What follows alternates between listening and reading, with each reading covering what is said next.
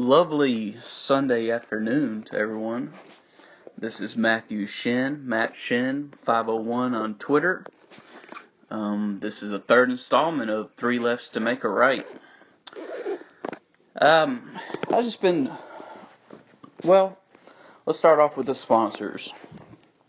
This particular podcast is sponsored by Walmart because that's where I get all my clothes from. And the iPhone, of course, because that's what I record this beautiful podcast on. I'll tell you who it is not sponsored by. That's Superior Chevrolet in Conway. Unless you want to get charged $200 for a simple oil change, then I suggest you go to Superior Chevrolet. But if you want a decently priced oil change, I would go to like Pennzoil or Jiffy Lube. Yeah, they got me the hard way. You know, didn't even spit on it whenever it happened. But last night I was playing basketball with a couple guys down the street and twisted my ankle. And it swelled up pretty bad. I can walk on it, but it hurts, you know. And my wife works Sundays, so it was just me and my son, little dog boy, Dean. And he likes to go for walks in the stroller. So, me sacrificing for my son, I've given him a couple of walks today. Probably walked 1.5 miles, just gimping along. But he loved it, and, you know, it was worth it in the end. Alright, well, let's get to the meat of this podcast. I've been looking at the media lately, and white people are just getting bad raps. I mean, you got that white lady calling police on barbecue, black people having barbecues, and I just assumed black people were known to have barbecues. I didn't know that was a big deal. But yeah, she called the police on them and then tried to act like the victim. And of course the cops. And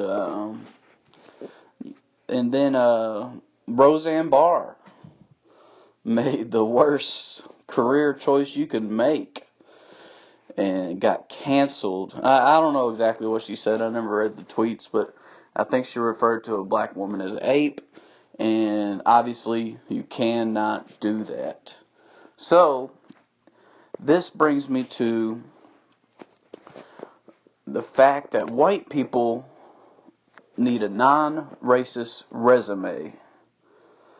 Because sometimes as white people, we may do something that seems racist, and we don't really think about it. And I can't think of an example right now, but I'm sure it happens all the time. But if you got this resume, you can pull it out, show the person, like, hey, I'm not racist. And here would be the example of my resume. It would be, you'd have your name on it, Matt Shin, a.k.a. White Ass Matt. And then you would have, past experience that shows you're not racist. And mine would be, I use the same toilet as a black man at work. And I don't even put the toilet paper on the seat. You know how some people wipe the toilet seat down or put it down as a shield? No. Straight ass to seat. Even after a black man uses it. And whenever I shake a minority's hand, I don't immediately wash my hands. I don't even use sanitizer afterwards. I'm not afraid of their color wiping off of my hands. And I've had 2 black roommates who both happened to be felons. And they were pretty decent roommates for the most part. Things got a little wild here and there, but they were good roommates. I met a Mexican kid on Fortnite, and Edgar, he didn't have a mic, so he would have me call him and put him on speakerphone, which got a little weird because I didn't know his whole family only had one cell phone. So I called him one day, like at 4 p.m., and his father answered, who speaks zero English. Well, let's just say it was weird. But anyway, my wife and I bought him a mic so he could play Fortnite. Sent it to him. Now he uses it all the time. So shout out to Edgar. My first college roommate was a Japanese guy. His name was Hiroshi. And this dude was fresh off the boat. He, barely spoke any English. Real shy, cool kid. Said he was studying mechanical engineering instead of mechanical.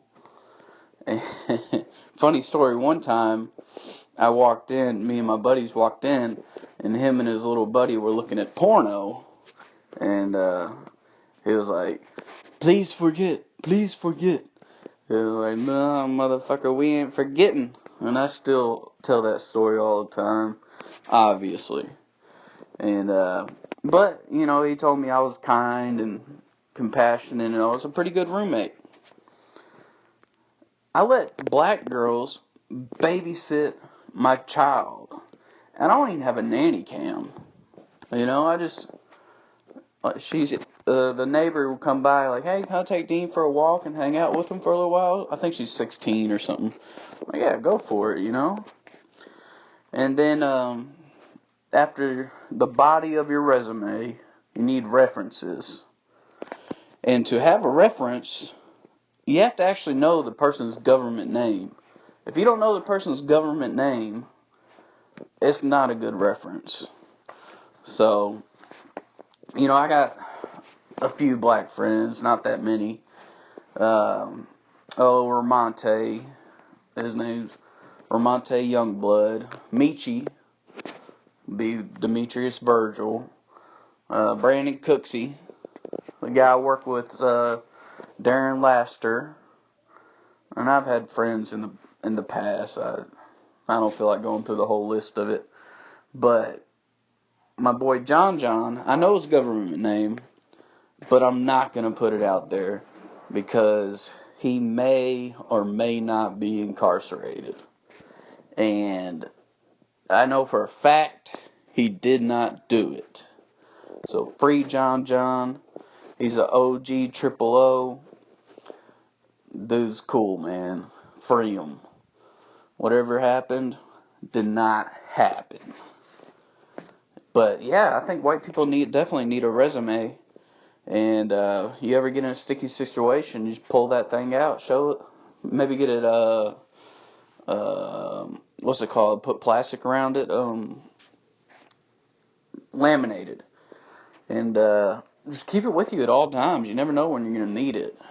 I mean, break down in a bad part of the neighborhood and people think you're there to cause trouble and be like, hey man, I just made a wrong turn, my tire blew out, here's my resume. Or say, there's just several different occasions you can use it for, really. But I'm working on that idea. I think it'd be a pretty good thing for all white people to carry. Then, but yeah, that's just the way I think, the way I do things. I have a idea for a restaurant. It's called the American Hibachi. It's like a hibachi grill, except it's an American. And he's like flipping burgers and hot dogs, and they're in Japan. The guy's got to be dressed like a dad. Cargo shorts, t-shirt, flip-flops with socks, maybe Crocs with socks. And you got to have like a goofy-ass, apron, like Kiss the Cook or the Flippin' King or Hamburger Master. You know, just something goofy on there. And while you're doing it, you really gotta tell dad jokes, you know? It's like, what did the daddy tomato say to the baby tomato? You better catch up. And you gotta do that little goofy ass laugh that all dads do. And if you drop something, you gotta be like, whoop, whoop, whoop, whoop, whoop, whoop, whoop. But, some more dad jokes, you know. Be careful. That's a hot dog. Don't burn yourself, bud. Or hamburger. More like beef burger. Am I right? Whenever you drop something. Yeah, of course, whenever you drop something, you still gotta go, what, you know. And whenever you ask the person, you know, how they want their burger, be like, you want it still mooing, or do you want it to be beef jerky? And I'm still working on this idea about the restaurant. You know, I would think you would need to use traditional paper plates, and maybe drink Bud Light out of a can, and, you know, just typical American barbecue style, you know. And, man, I'm sorry, but this is going to be a short podcast. That's really all I got. I got some stuff in the works. I got a buddy of mine, Trey Qualls. I think it's Qualls. I'll have to look it up. But he's working on a logo for me for the podcast. I'm trying to get like a little song I can start playing at the beginning of it. So if you know anyone that can help me out on that, just let me know. You know, I know I don't know all the copyright rules and laws and stuff, but that would be nice. And oh, here's a funny story. So this weekend, I get a knock at the door. Answer it. The mail lady dropped off a package. And then my neighbor Lamont is outside. He's like, hey, Matt. So I'm like, oh, hey, man. Go out there. Thought he had something good to say. And I'm like, hey, man, what's up? How's it going? And he's like, oh, yeah, pretty good. That lady, the delivery driver, says she really needed to use the restroom. I'm like, what the fuck? Like, you really just called me out here to tell me that? What's wrong with your bathroom? You know? But needless to say, I let her use it. But I don't know if y'all ever had that happen to you. But it's kind of weird. I mean, it's like, hey, man, that lady asked if she could use a restroom, and I really don't want her using mine. How about, can she use yours? But I'm going to end it on that.